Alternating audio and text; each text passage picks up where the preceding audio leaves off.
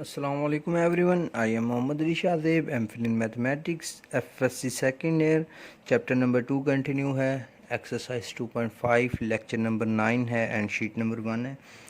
तो अब हम क्या करेंगे, अपनी 2.5 एक्सरसाइज को स्टार्ट करने से पहले हम बहुत सारे फार्मूलाज का रिव्यू लेंगे, बहुत सारे फार्मूलाज याद करेंगे और फिर उन फार्मूलाज को इम्प्लीमेंट करके हम अगली एक्सरसाइजेज जो है वो इजीली उनके प्रॉब्लम्स को सॉल्व करते रहेंगे। ओके, तो दिलों को थाम के बैठिएगा। ये थोड़े ज़्यादा फार्मूला तो हैं मगर ये आपको याद करने पड़ेंगे। एक तो अपने जहन बना लीजिए कि लाजमी याद करने हैं, इसके बगैर आप डेरिवेटिव आगे फर्दर सॉल्व बिल्कुल नहीं कर पाएंगे। ओके, तो इसलिए ये लाजमी आप लोगों को सारे फिंगर टिप्स पे आने चाहिए। इन्हें बार बार लिख के आपने प्रैक्टिस कर लेनी है, 1-2 दिन इन्हें लगाएं और अच्छे से इन फार्मूलाज को याद कर लें। ठीक है, एक तो ये बात आपने ज़हन नशी कर लेनी है और आगे जितनी भी प्रॉब्लम हैं तकरीबन इन फार्मूलाज पे बेस्ड होंगी। कुछ आपने पहले ही किए हुए हैं तो आज हम डिस्कस कर लेते हैं फार्मूलाज। ओके, तो डी ओवर डी एक्स का मतलब डेरिवेटिव होता है यूनो वेरिएबल। सी कांस्टेंट है, कांस्टेंट का डेरिवेटिव ज़ीरो होता है। अब ये एज अ फार्मूला आपने याद कर लेना है, मगर अगर आपको याद हो तो ये हमने बाय फर्स्ट प्रिंसिपल प्रूव किया हुआ है। इसका मतलब आपके यहाँ पे तकरीबन जितने फार्मूलाज हैं 80 to 90% फार्मूलाज सारे के सारे बाय फर्स्ट प्रिंसिपल या बाय डेफिनेशन मेथड सॉल्व किए हुए हैं।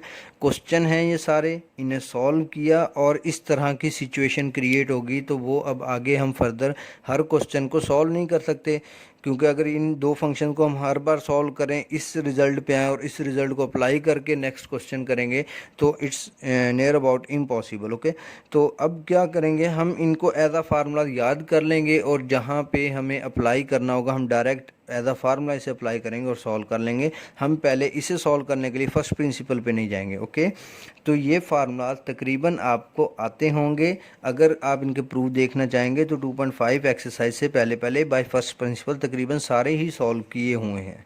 ओके, आपकी बुक पे। तो कांस्टेंट का डेरिवेटिव ज़ीरो होता है, बाय फर्स्ट प्रिंसिपल आपने सॉल्व भी किया हुआ है। अब आपने इसे याद रख लेना है। D over D x, x मतलब फंक्शन एक्स है, एक्स का डेरिवेटिव 1 होता है, ये भी मैंने करवाया हुआ है बाय फर्स्ट प्रिंसिपल। अब आपने इसे याद कर लेना है। ओके, ये पावर रूल से भी हमने किया हुआ है। ओके, तो आगे आया पावर रूल। पावर रूल क्या है, एक्स की पावर n हो उसका डेरिवेटिव लेना हो तो किस तरह से लेंगे, पावर उतरेगी, पावर में से एक माइनस हो जाएगा और विदाउट पावर आगे डेरिवेटिव ले लेंगे। तो यहाँ लिखने की ज़रूरत नहीं थी क्योंकि सिंपल फंक्शन है, तो फिर भी मैं यहाँ पे लिख देता हूँ। ओके, तो विदाउट पावर आगे डेरिवेटिव ले लेंगे तो ये पावर रूल कंप्लीट हो जाता है। तो पावर रूल क्या है, पावर उतरेगी, पावर में से एक माइनस और विदाउट पावर आगे डेरिवेटिव। आप इस तरह से इसे याद कर लेंगे। ये प्रोडक्ट रूल है, दो फंक्शन है, एक u है एक v है। तो प्रोडक्ट रूल किस तरह से अप्लाई होगा डेरिवेटिव में, फर्स्ट फंक्शन वैसे ही सेकंड फंक्शन का डेरिवेटिव प्लस सेकंड फंक्शन वैसे ही फर्स्ट का डेरिवेटिव। आई होप सो इसकी आपने प्रैक्टिस भी काफ़ी कर ली होगी प्रीवियस क्वेश्चन में। ओके, तो नेक्स्ट है क्वेश्चन रूल। क्वेश्चन रूल क्या था, नीचे वाली टर्म का स्क्वायर, नीचे वाली टर्म वैसे ही, ऊपर वाला जो फंक्शन है उसका डेरिवेटिव माइनस ऊपर वाला फंक्शन वैसे ही और नीचे वाले फंक्शन का डेरिवेटिव। ओके, तो क्वेश्चन रूल का डेरिवेटिव इस तरह से लिया जाएगा। इसकी भी आपने प्रीवियसली प्रैक्टिस कर ली है, अब आपने इसे याद कर लेना अच्छे से। ओके, तो log का डेरिवेटिव क्या होगा, log x का डेरिवेटिव होगा, जब भी हम log x का डेरिवेटिव लेंगे वो होगा 1/x।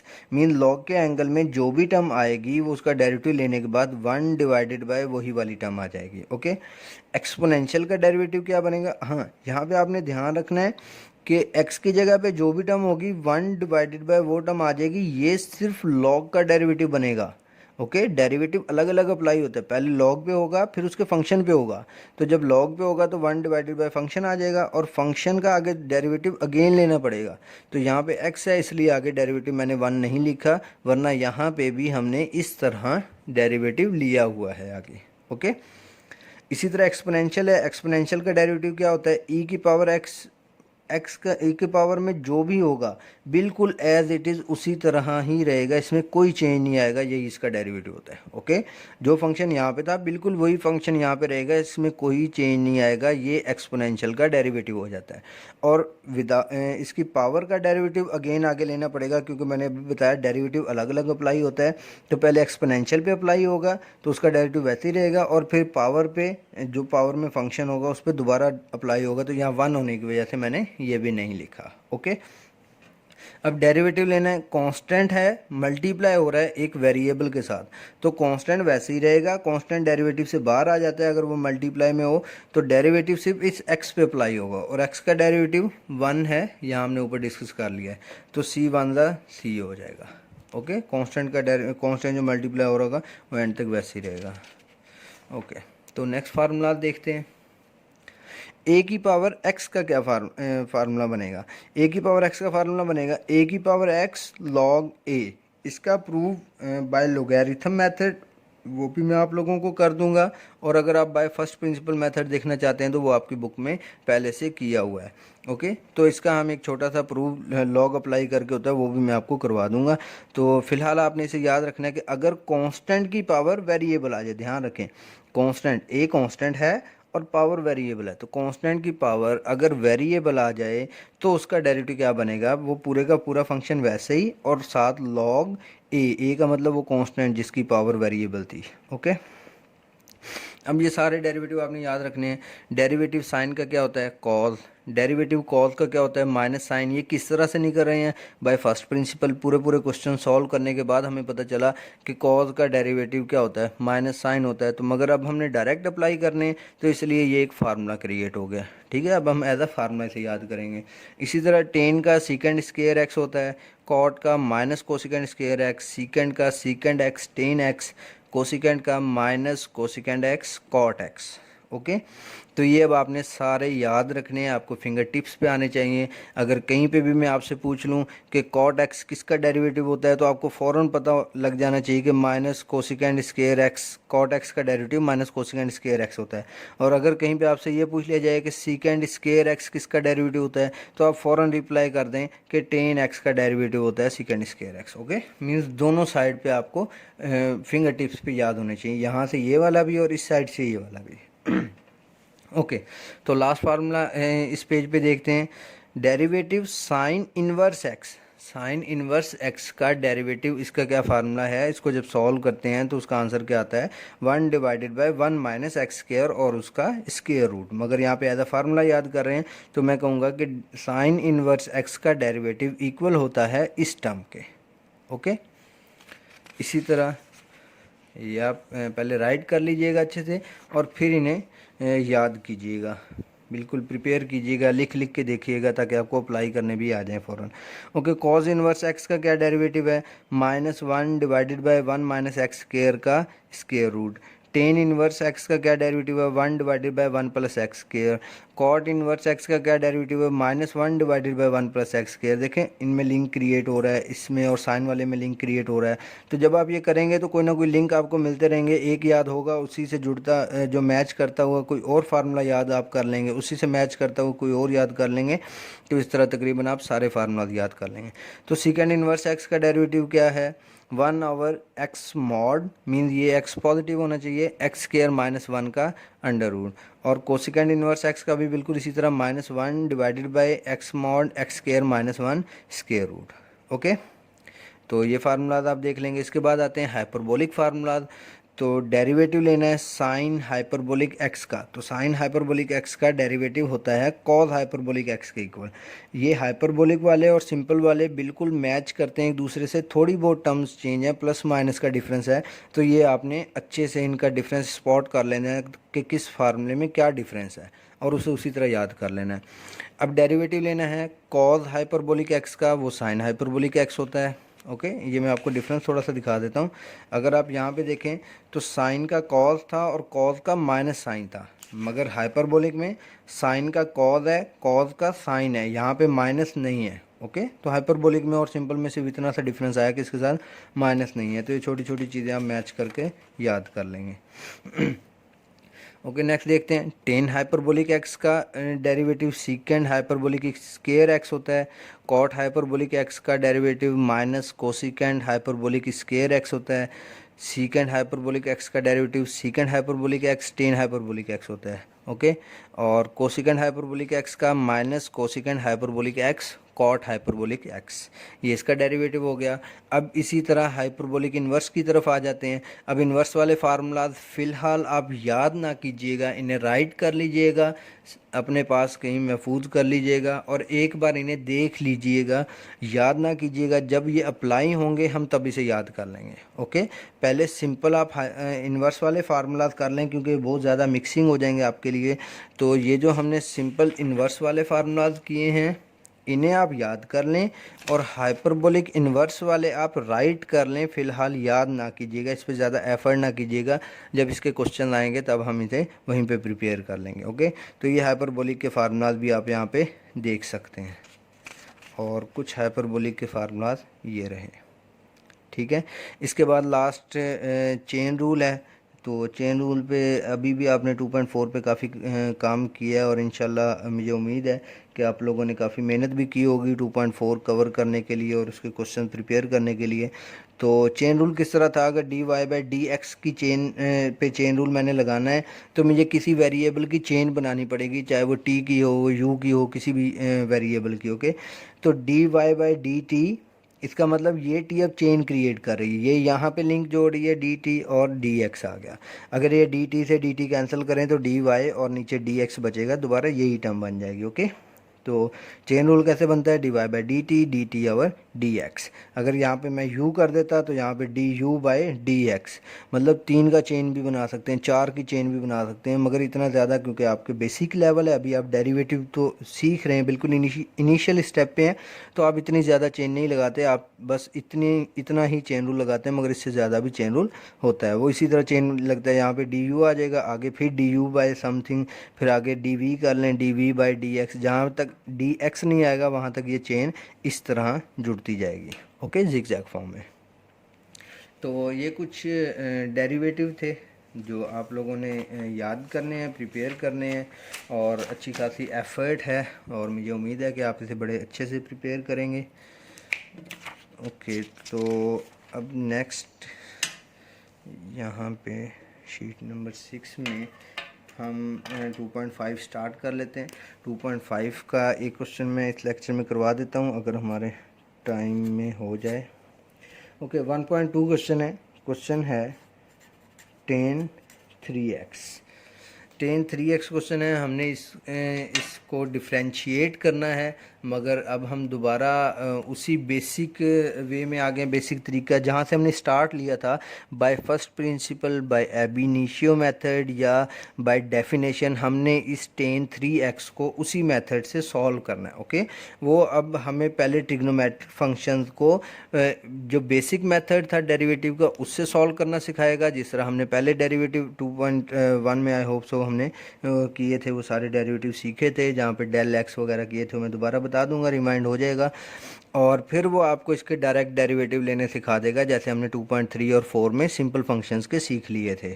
ओके, तो अब आप एक नया सफ़र शुरू करना चाह रहे हैं ट्रिग्नोमेट्रिक फंक्शंस के साथ, तो देखते हैं कि किस तरह से अब हम इसे सॉल्व करेंगे।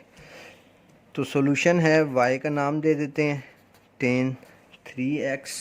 अब यहाँ पे हमें एक की एरिया बनाना पड़ेगा जिसमें हम अपनी की राइट कर लेंगे ताकि हमें रिलैक्सेशन हो। ओके, तो कुछ टर्म्स थी, सबसे पहली थी हमने ऐड करना है डेल y और डेल x, तो यहाँ पे बिल्कुल सिमिलर उसी तरह y प्लस डेल y हो जाएगा और tan 3x plus del x हो जाएगा।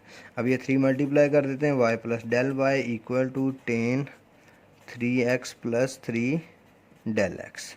ओके, अब जब ये मल्टीप्लाई हो जाता है, सिंपलीफाई हो जाता है थोड़ा सा, तो अब हम नेक्स्ट स्टेप की तरफ आते हैं। वो क्या था, माइनस वाई करना है, मीन्स ये वाई इधर आके माइनस कर लें, दोनों तरफ माइनस वाई कर लें, एक ही बात है। तो डेल वाई क्या बनेगा, tan 3x plus 3 del x minus y. अब इस y की वैल्यू पुट कर देते हैं, del y equal to tan 3x plus 3 del x minus y की वैल्यू क्या है, tan 3x। ओके, अब हमने क्या करना है, हमारा थर्ड पॉइंट क्या हुआ करता था, सॉल्व या सिंप्लीफाई, कि आगे वाली टर्म को सॉल्व करें ताकि कोई डेल एक्स कॉमन आ जाए जिसे हम डेल एक्स डिवाइड करके कैंसिल आउट कर सकें। तो डेल वाई इक्वल टू, तो देखते हैं किस तरह से इसे सॉल्व करेंगे। इसे लिख लेते हैं sine 3x plus 3 del x divided by cos 3x plus 3 del x. Sine over cos होता है 10, तो मैंने वही फार्मूला यूज़ किया, ट्रिग्नोमेट्रिक फार्मूला है। यहाँ पे sine 3x divided by cos 3x। Okay, sine over cos वाले फार्मूला यूज़ कर लिए। अब इसका एलसीएम ले लेते हैं। तो एलसीएम में देखते हैं डेल वाई इक्वल टू, जब इसका एलसीएम ले लेंगे तो इसका एलसीएम आएगा cos 3x plus 3 del x और कॉस 3x। ओके, ये दोनों एलसीएम आ जाएंगे। कॉस 3x इसके साथ मल्टीप्लाई हो जाएगा और कॉस 3 प्लस 3 डेल एक्स वाला यहाँ पे मल्टीप्लाई हो जाएगा। तो ये बनेगा sign 3x plus 3 del x साथ में कॉस 3x माइनस यहाँ पे साइन 3x और cos 3x plus 3 del x. Okay, तो अब हमने एलसीएम ले लिया है। अब आप देख सकते हैं कि ऊपर वाली टर्म फार्मूला बन रही है कौन सा, साइन ए कॉस बी माइनस साइन ए कॉस बी कह सकते हैं, साइन अल्फ़ा कॉस बीटा कह सकते हैं की बात है। Sine alpha cos beta minus cos alpha sine beta, क्योंकि इस तरह से हम याद करते हैं तो एक ज़ुबान में रवां होता है, इस वजह से हमें जल्दी फार्मूला याद आ जाता है। तो साइन अल्फ़ा यहाँ पे चले मैं लिख देता हूँ फार्मूला। हमारे पास होता था साइन अल्फ़ा माइनस बीटा का formula sine alpha cos beta minus cos alpha sine beta. तो आप देख सकते हैं ये बिल्कुल इसी तरह का एक फार्मूला बन रहा है। तो अब इस फार्मूले को देखते हैं किस तरह से हम यहाँ पे अप्लाई करेंगे। तो okay, del y equal to, ऊपर जब मैं फार्मूला अप्लाई करूँगा ये वाली टर्म मेरे पास बनी हुई है, साइन अल्फ़ा ये है, कॉस बीटा ये है, माइनस कॉस साइन बीटा ये है, कॉस अल्फ़ा ये है। तो ये बनेगा साइन अल्फ़ा माइनस बीटा। तो अल्फ़ा है 3x प्लस 3 डेल एक्स और माइनस बीटा है 3x। ओके, मैंने ये फार्मूला अप्लाई किया, अल्फ़ा यहाँ पे पुट कर दिया, ये रहा, ये माइनस आ गया और बीटा की वैल्यू ये पुट कर दी और डिवाइड में ये वाली टर्म वैसे लिखने लगा हूँ cos 3x plus 3 del x cos 3x। तो यहाँ आप देख सकते हैं ये 3x से 3x कैंसिल आउट हो गया। तो हमारे पास क्या बचा, del y equal to sine 3 del x divided by cos 3x plus 3 del x और कॉस 3x। नेक्स्ट स्टेप क्या होता था हमारा, मैं यहीं पर राइट कर देता हूँ, नंबर 4 पॉइंट होता था divided by del x. Okay, तो यहाँ पे भी डेल एक्स से डिवाइड कर देते हैं और जब यहाँ पे डेल एक्स से डिवाइड करेंगे तो मैं ये वाली टर्म यहाँ पे अलग लिख लेता हूँ, cos 3x plus 3 del x cos 3x और ये साइन के नीचे डेल एक्स को डिवाइड कर देता हूँ क्योंकि डेल एक्स कहीं पे भी डिवाइड किया जा सकता है, पूरी टर्म मल्टीप्लाई हो रही है। तो डेल एक्स साइन के नीचे, असल में मैं अब इसको एक प्रूफ की तरफ लेके जा रहा हूँ, जो sine theta divided by theta equal to 1 था उस तरफ। तो अब यहाँ पे क्या, साइन के एंगल में 3 डेल एक्स है और यहाँ डिवाइड में सिर्फ डेल एक्स है। तो मैं क्या करता हूँ, 3 से मल्टीप्लाई कर देता हूँ, वो जो 3 से मल्टीप्लाई करूँगा वो इधर आ जाएगा और जो 3 से डिवाइड करूँगा वो इधर आ जाएगा। ओके, 3 से मल्टीप्लाई और डिवाइड कर दिया। तो नेक्स्ट और लास्ट स्टेप क्या था, 5 लिमिट अप्लाई करनी थी। लिमिट क्या अप्लाई करनी थी, डेल एक्स अप्रोचेस टू 0। तो ये हमारा bye first principal method complete हो जाता है। तो अब देखते हैं यहाँ लिमिट अप्लाई करते हैं। Limit del x approaches to 0 del y divided by del x, left hand side पे लिमिट अप्लाई होगी। अब राइट हैंड साइड पे करते हैं, limit del x approaches to 0 3 divided by cos 3x plus 3 del x और cos 3x। Okay, इस वाली term पे लिमिट अप्लाई कर दी मैंने क्योंकि लिमिट आगे इस पे भी अप्लाई होनी है और नेक्स्ट स्टेप पे मैंने दोनों को अलग अलग लिमिट देनी है। लिमिट अलग अलग हो सकती है, हर फंक्शन को अलग अलग दी जा सकती है। तो इस फंक्शन के लिए लिमिट यहीं लिख देता हूँ, नेक्स्ट फंक्शन को इसी स्टेप में लिमिट अलग से लिख देता हूँ। ओके, वरना एक स्टेप ज़्यादा करना पड़ेगा जिसमें हमें लिमिट अलग से दोनों को देनी पड़ेगी। तो ये आप देख सकते हैं कि यहाँ पे लिमिट अप्लाई हो गई, यहाँ पे जब अप्लाई हुई तो इस वाले फंक्शन को अलग से लिमिट दे दी और इस फंक्शन को अलग से लिमिट दे दी। अब मैं किस टारगेट को अचीव करना चाह रहा था, limit del x approaches to zero, यहाँ थीटा कर लेते हैं, sine theta divided by theta equal to 1। इस तरह आपने एक प्रूफ फर्स्ट चैप्टर में पढ़ा होगा। तो अब हमने यहाँ पे वो कंप्लीट कर लिए सारी रिक्वायरमेंट इसकी, जो एंगल यहाँ होना चाहिए वही डिवाइड में होना चाहिए। और ये टर्म क्या बन जाती है, ये डेरिवेटिव बन जाता है d y by d x. इस वाले फंक्शन पे जब मैं डेल एक्स को ज़ीरो पुट करूँगा तो 3 के साथ कोई डेल एक्स नहीं है, यहाँ पे आएगा कॉस 3x प्लस ये डेल एक्स क्या हो जाएगा 0, 3 से मल्टीप्लाई होकर वो भी 0 हो जाएगा, कॉस 3x, इसमें कोई डेल एक्स नहीं है जिसे 0 पुट करें। और ये वाली टर्म क्या बनेगी, पूरी की पूरी इस थ्योरम की वजह से जो एंगल यहाँ है वो एंगल यहाँ पे हो जाए तो ये 1 बन जाता है, तो ये क्या बन गया 1 बन गया। ओके, तो आप देख सकते हैं सिंप्लीफाई हो गया, सारा कुछ ख़त्म हो गया। बस अब एक स्टेप और कर लेते हैं। ऊपर बचा 3 और नीचे क्या बचा cos 3x, ये भी cos 3x है, तो ये दोनों cos 3x आपस में मल्टीप्लाई हो जाएंगे तो ये बन जाएगा cos स्क्वायर 3x। ओके, और इसे एक स्टेप अगर और सिंप्लीफाई करें तो 3 सीकेंड स्क्वायर 3x, ये हमारा आंसर आ गया। 1/cos सीकेंड के बराबर होता है, तो मैंने वही फार्मूला यहाँ पे अप्लाई कर दिया। तो आप देख सकते हैं कि ट्रिग्नोमेट्री किस कदर इन्वॉल्व हो रही है डेरिवेटिव में।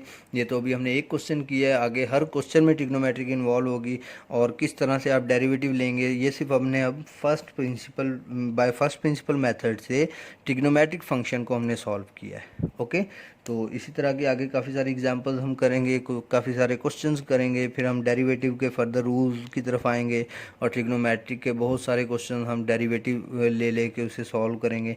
ठीक है, तो इंशाल्लाह नेक्स्ट लेक्चर में मिलते हैं 9.1 लेक्चर में। अपना ख्याल रखिएगा, दुआओं में याद रखिएगा। अल्लाह हाफिज़।